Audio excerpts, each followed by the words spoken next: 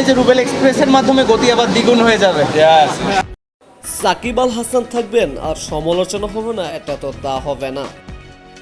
Dhaka premier league নিয়ে খুব ঝাড়লেন সাকিব আল হাসান।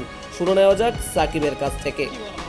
দেখে মনে হচ্ছে ক্লান্ত, রোদে একটু পুড়ে গেছি। আমেরিকা যে একটু ফর্সা হয়েছিলাম, তো এসেই 43-44 ডিগ্রি ইসের ভেতরে খেলতে যেয়ে একটু পুড়ে গেছি।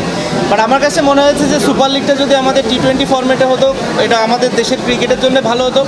অ্যাট দি সেম টাইম প্লেয়ারদের দিকটাও একটু যদি কেউ চিন্তা করতো, তাহলে আমার মনে হয় খুবই ভালো হতো। আমার মনে হয় খুবই অমানবিক এরকম একটা পরিবেশে সারাটা দিন আমাদেরকে রোদের ভেতরে খেলানো। এই জায়গাটাতে আমার মনে হয় অনেক ভালো একটা দায়িত্ব নেওয়া যেত।